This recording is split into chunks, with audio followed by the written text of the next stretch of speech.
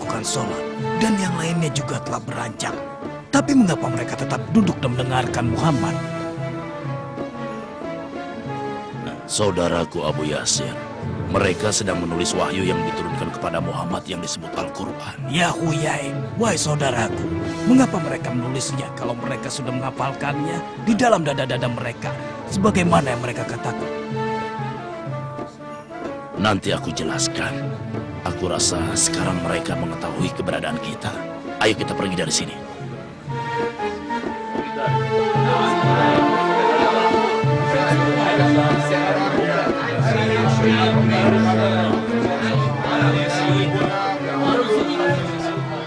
Aku masih tidak mengerti untuk apa sahabat Muhammad menulis. Yang mereka tulis itu dikirim ke Mekah untuk sahabat-sahabat mereka, lalu dipinjamkan secara bergilir. Lalu apakah di Mekah masih terdapat sahabat Muhammad? Tentu ada beberapa kaum papa yang memang tidak mampu berhijrah. Lihatlah, bukankah itu Abad bin Muslim dan putranya, dan di belakangnya adalah Abdullah bin Salam dan Habun al-Jamil. Muhammad mengatakan bahwa agama yang telah dibawanya itu adalah agama yang paling benar. Dan kami bangsa Yahudi, pengikut Taurat, dalam kesesatan. Demi Allah, hal itu benar. Kalau memang yang kau katakan itu benar, ya Abad bin Busrin, kenapa Muhammad meninggalkan Ka'bah yang sewaktu dia di Mekah, dia sholat menghadap ke arahnya. Dan sekarang, sholatnya menghadap ke Baitul Maqdis yang merupakan kiblat kami bangsa Yahudi. Cuma karena dia berhijrah ke Yasrib. Nah, dia menipu kita agar kita mengikuti apa yang dia katakan. Padahal sebenarnya dia munafik. Kurang ajar. Kalianlah sebenarnya orang yang munafik. Tidak perlu menimbulkan fitnah di antara umat, ya temanku. Pergilah. Jangan urusi mereka, ya Abah. Tidak, sebelum aku menjawab pertanyaan orang ini.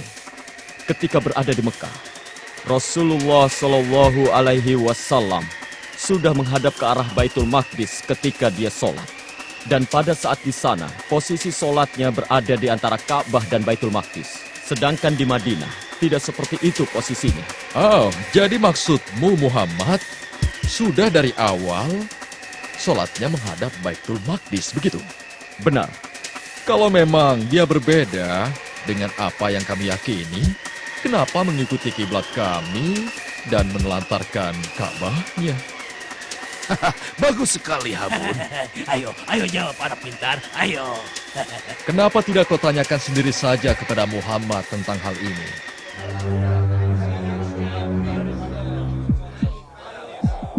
Kalau memang kami yang beragama Yahudi tidak berada di atas petunjuk yang benar, kalian wahai sahabat Muhammad tidak akan sholat menghadap kiblat kami dan kalian ikuti kami dalam hal itu. Sudah cukup yang kau dapatkan dari kami untuk hari ini, ya Abad. Jangan lupa, ceritakan kepada Muhammad tentang pembicaraan kita hari ini. Ayah, mengapa engkau diam dan tidak menjawab orang-orang itu? Apa benar kita telah merubah kiblat kita? Mari sebentar, nak. Ayah akan jelaskan padamu. Kiblat kita tidak pernah mengalami perubahan, nak. Sejak dari awal, Rasulullah Shallallahu Alaihi Wasallam telah melaksanakan sholat menghadap Baitul Maqdis, menghadap ke arah padang pasir yang berada di Palestina sebelah sini, dan Mekah berada di sini. Tapi ketika beliau berada di Mekah, beliau menghadap dua kiblat karena posisi Ka'bah berada di antara sholatnya Nabi dan daerah Baitul Maqdis. Lalu, kenapa beliau tidak melakukan hal yang sama ketika beliau berada di Madinah? Karena posisi Madinah berada di sebelah sini, nak. Jadi tidak mungkin Rasulullah Shallallahu Alaihi Wasallam menghadap ke Baitul Maqdis dan Ka'bah secara bersamaan. Maka Allah memerintahkan Rasulnya yang mulia untuk menghadap ke Baitul Maqdis ketika sholat. Beritahukan kepadaku, saudaraku, ketika kita pergi untuk mengunjungi Muhammad, lalu berbincang-bincang dengan dia, apa saja yang engkau ketahui tentangnya? Maksudku, apakah dia itu benar-benar nabi yang telah disebutkan dalam kitab Taurat kita? Demi Tuhannya Musa, memang dia nabi. Apakah engkau telah menelitinya, kalau dia orangnya? Ya. Kalau memang benar, lalu kenapa kau tidak mengikutinya? Karena aku memusuhinya. Aneh sekali Anda ini. Jika memang benar Muhammad adalah nabi yang kita tunggu-tunggu, kenapa Anda sangat bernafsu memusuhinya? Kenapa? Itu karena para rahib kita yang agung meyakini kita bangsa Yahudi adalah bangsa pilihan Allah. Dan Allah memilih kita di atas bangsa-bangsa yang lain. Karena itulah kenabian seharusnya ada pada bangsa kita, bukan bangsa yang lain. Dan kalau kita mengikuti Muhammad, hal itu akan melecehkan bangsa kita sebagai bangsa pilihan. Semenjak kedatangannya ke Yathrib dan berada di kalangan suku Aus dan Khazraj, ia telah mendamaikan dua suku itu. Yang sebelum kedatangannya selalu bermusuhan, padahal permusuhan mereka mendatangkan keuntungan buat kita. Berarti ini urusan keduniawian, bukan urusan agama.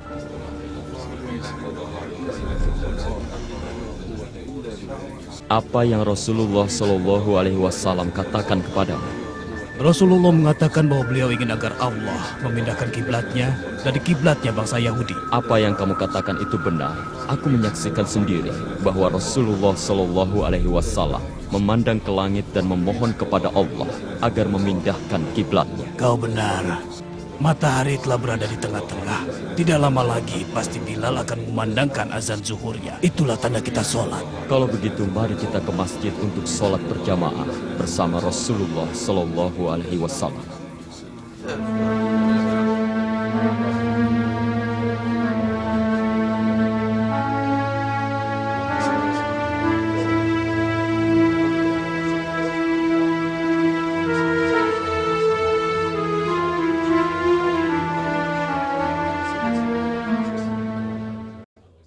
بسم الله الرحمن الرحيم. قد نرى تقلب وجهك في السماء فلنولينك قبلة ترضاها فول وجهك شطر المسجد الحرام وحيثما كنتم فولوا وجوهكم شطره وإن الذين أوتوا الكتاب ليعلمون أنه الحق من ربهم وما الله بغافل عما يعملون. صدق الله العظيم. الله أكبر الله أكبر الله أكبر الله أكبر.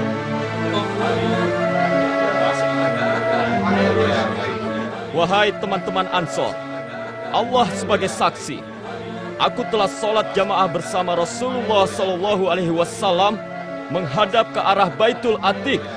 Maka mulai saat ini sholatlah kalian menghadap ke Ka'bah, ke arah Mekah. Allahu Akbar Allahu Akbar. Benar sekali yang kau beritakan kepadaku, ya Huyai. Tapi kami tidak akan membiarkan hal itu. Ya Abu Lahab, Oh ya, ada apa Abu Sufyan? benarkah yang sedang dibicarakan oleh kaum muslimin sekarang tentang keponakan Anda yang sudah melarikan diri ke Yathrib? Benar, benar. Mereka berkata bahwa kiblat mereka di waktu sholat telah dipindahkan ke Ka'bah. Bagus sekali. Sungguh pantas Muhammad itu bergelar makhluk terjujur dan terpercaya. Apa-apaan ini kawan? Apa kau telah meninggalkan agama nenek moyangmu dan beralih menjadi pengikut Muhammad? Sama sekali tidak. Karena dengan berkiblatnya Muhammad ke Ka'bah, itu merupakan tingginya kedudukan Ka'bah di atas Baitul Maqdis.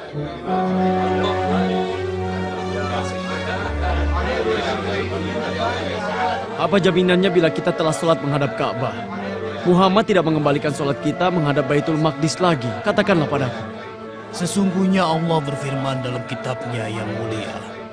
بسم الله الرحمن الرحيم سيقول السفهاء من الناس ما ولاهم عن قبلتهم التي كانوا عليها قل لله المشرق والمغرب يهدي من يشاء إلى صراط مستقيم صدق الله العظيم.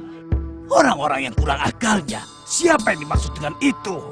Kalianlah yang dimaksud, wahai rahib-rahib Yahudi, dan juga kaum dari musyrikin Arab. Dan juga orang-orang munafik seperti mereka yang telah dibeberkan kebusukan mereka melalui ayat pemindahan arah kiblat ini. Ya, baiklah, baiklah. Kalau begitu kami berjanji akan bertemu dan berbicara dengan Muhammad. Kalian jangan khawatir.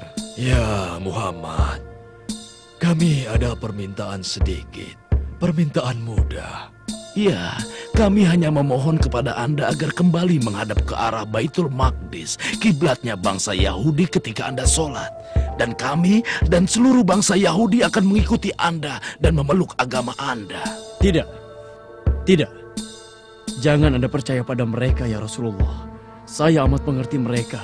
Mereka adalah kaum yang suka berkata bohong dan penuh kebatilan. Kau benar, Abdullah. Kami dulu adalah umat yang sesat. Tapi sekarang, kami ingin mengikuti kebenaran bersama Muhammad seperti yang telah kau lakukan. Dan nanti ketika Muhammad mengembalikan kiblat ke Baitul Maqdis, kita beberkan di hadapan publik bahwa dia melakukan tawar-menawar dengan agamanya, biar semua orang tahu siapa dia sebenarnya. Dia itu tidak pantas untuk diikuti. Sahabat-sahabatnya pasti akan meninggalkannya. Bismillahirrahmanirrahim. يا أهل الكتاب قد جاءكم رسولنا يبين لكم كثيرا مما كنتم تخفون من الكتاب ويعفو عن كثير قد جاءكم من الله نور وكتاب مبين يهدي به الله من اتبع رضوانه سبل السلام ويخرجهم من الظلمات إلى النور بإذنه ويهديهم إلى صراط مستقيم صدق الله العظيم.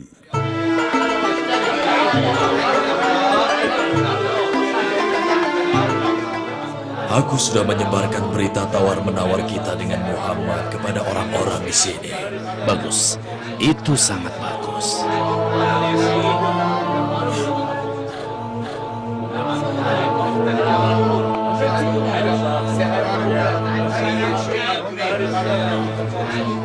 Coba lihat, itu Abad beserta temannya yang juga pengikut Muhammad. Ya, kau benar. Dan aku lihat mereka tidak berani lewat sini. Memangnya kenapa? Karena aku yakin sekali Muhammad akan kembali mengubah kiblatnya ke Baitul Maqdis dan tidak akan mempedulikan pendapat sahabat-sahabatnya. Ada apa ini ya Abad? Kau lewat begitu saja tanpa mengucapkan salam. Aku tahu alasannya kenapa mereka lewat begitu saja. Aku yakin kalau mereka ini malu dan sungkan.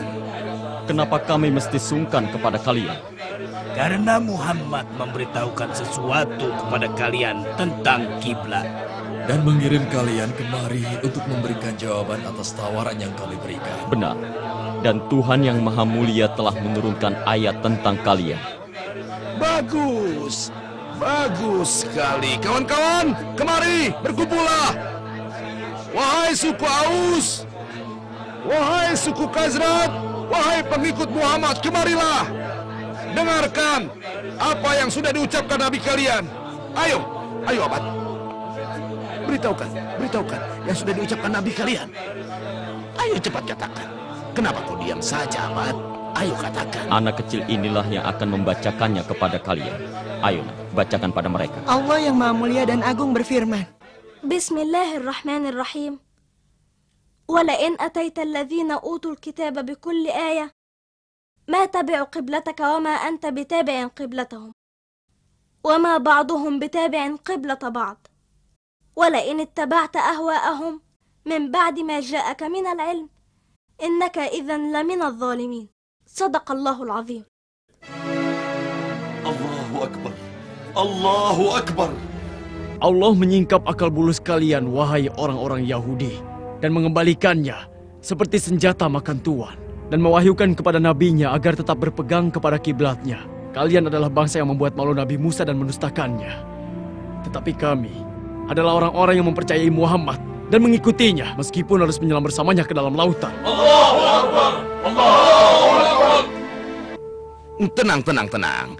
Kalian jangan senang dulu. Kiblat kami Baitul Maqdis tentunya lebih utama dan lebih mulia dari Ka'bah yang menjadi kiblat kalian. Mengapa demikian, hai orang Yahudi? Itu Itu karena letaknya di tanah suci, tempat kelahiran Isa Al-Masih. Memangnya orang-orang Yahudi mempercayai kenabian Isa? Tidak sama sekali. Tetapi kalian kaum muslimin mengimani kenabiannya kan? Dan Baitul Maqdis jelas lebih agung karena tanah itu tempat berhijrahnya para nabi yang diturunkan Tuhan kalian. Jadi jelas tentunya lebih agung kan? Janganlah kalian merasa senang dengan hujah kalian, wahai Yahudi. Karena perlu kalian ketahui adanya ayat yang menyebutkan keutamaan Ka'bah. Allah Subhanahu wa Ta'ala berfirman, Bismillahirrahmanirrahim. Inna awwala baitin wudi'a lin-nasi lalladhi bibakkata mubarakan wa hudan lil'alamin. Sadaqallahul azim. Lalu bagaimana nasib sahabat kalian yang meninggal sebelum diubah arah kiblat? Dulu mereka sholat di Baitul Maqdis, jadi sholat mereka tidak sah. Kau telah berdusta atas nama Allah ya Huyai. Allah tidak akan menyia-nyiakan iman mereka. Dan Allah memberikan mereka ganjaran pahala dengan penuh dan tidak dikurangi. Seperti yang telah Allah firmankan. Apakah kalian punya dalih yang lain? semoga Allah menghinakan kalian, wahai bangsa Yahudi. Demi Allah, kalian sudah mengenal Muhammad SAW ketika disebutkan cirinya di dalam Taurat. Tetapi kalian menyembunyikannya. Dan kalian tidak pernah mau mengakuinya. Sesungguhnya Allah, malaikat-malaikatnya dan ciptaannya melaknat kalian. Bismillahirrahmanirrahim. Innal ladzina yaktumuna ma anzalna minal bayyinati wal huda min ba'di ma bayyanahu lin-nasi fil kitabi ulaika yal'anuhumullah wa yal'anuhumul la'inun. Sadaqallahul azim.